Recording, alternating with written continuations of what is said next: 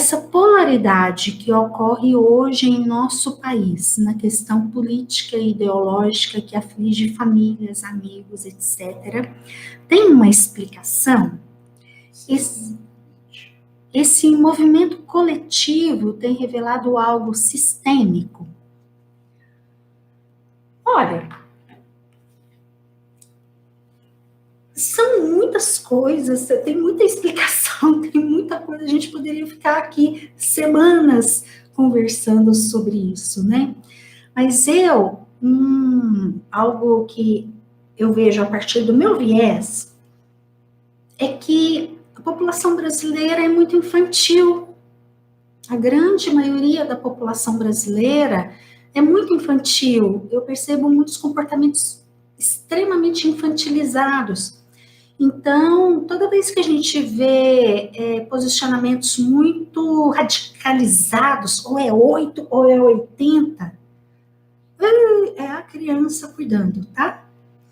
E o momento político no Brasil evidencia muito isso, né? A gente percebe algumas pessoas aqui de um lado, e aqui é que é o certo e o outro é o errado. E as de cá, a mesma coisa, aqui é que é o certo, o outro é que é o errado. Gente,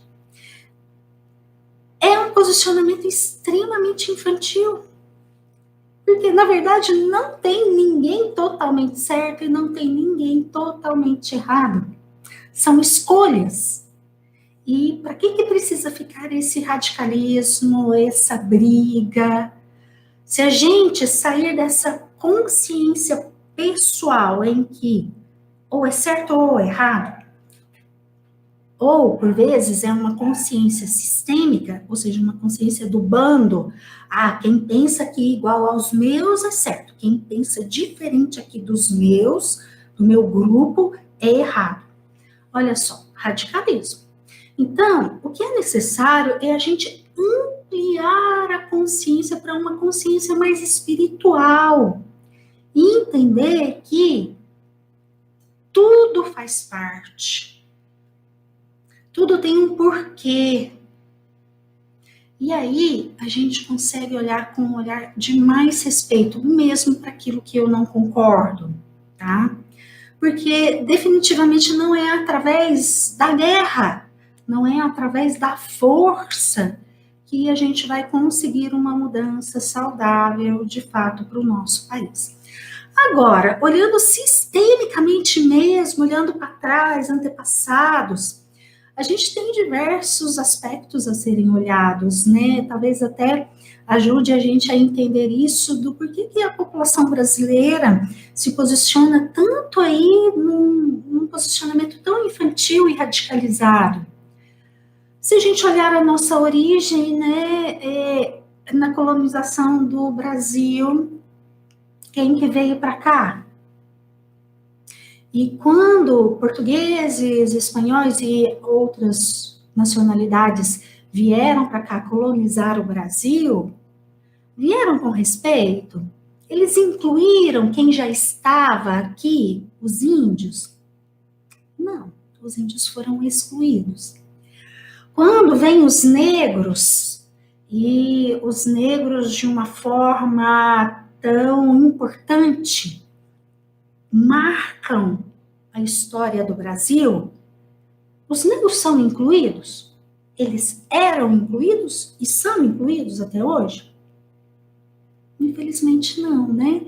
Então aí a gente pode perceber alguns aspectos de extrema exclusão. E a exclusão, ela gera resultados negativos, resultados adoecidos, tá? Não tem como fugir disso. Enquanto estivermos na exclusão, que aí se conecta com aquilo que eu estava falando do posicionamento infantil de radicalização. Ou é 8 ou é 80. Se não está comigo, está contra mim. Opa, se não é bom, é mal. Opa, peraí, é assim mesmo? Não. Bom, então essas dinâmicas infantis são dinâmicas de exclusão, tá? Enfim, é um assunto bem complexo, mas eu acho que, resumidamente, um olhar sistêmico básico seria esse, né? E aí é necessário a inclusão, inclusive daquilo que eu não entendo. Se algumas dinâmicas no país, nesse momento, acontecem e eu não entendo, e não concordo, peraí, ampliando a visão, indo para uma consciência espiritual, em que aí tem um porquê para tudo, certamente aquilo que, mesmo que eu não concorde e não compreenda, tem uma origem, tem um porquê no passado. E hoje tem aí determinados comportamentos e situações que, infelizmente, não são as melhores que poderiam ser, que o Brasil merece e que nós merecemos, né? Mas, enfim, eu acredito muito no amadurecimento, eu acredito muito no ser humano, e acredito muito que sim, é possível esse amadurecimento. E, acima de tudo, somos um povo de muito valor, a nossa terra é uma terra de muito valor. Eu tenho certeza que estamos aí, mesmo que algumas pessoas dizem que a passos extremamente lentos, mas mesmo que seja assim, eu acredito que estamos caminhando. Que mesmo quando existem aí denúncias de coisas terríveis, escândalos, ainda assim isso daí faz parte do processo de crescimento. E eu tenho muita fé nisso, eu tenho muita fé no futuro, em que colheremos um resultado de tudo isso que a gente vive hoje, dessas experiências todas do hoje, que é estarmos no futuro mais amadurecidos, com decisões mais sábias, um governo mais adulto e mais consciente ali no seu papel diante do Brasil e da população.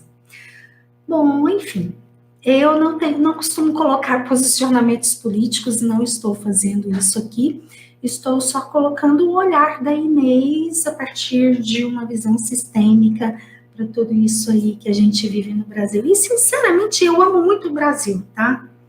Por vezes, algumas pessoas, por conta do adoecimento que existe, viram e falam: o Brasil não tem mais jeito, o Brasil não presta, tem que ir lá para os Estados Unidos, tem que ir para a Europa, com todo respeito a todos os outros países, né?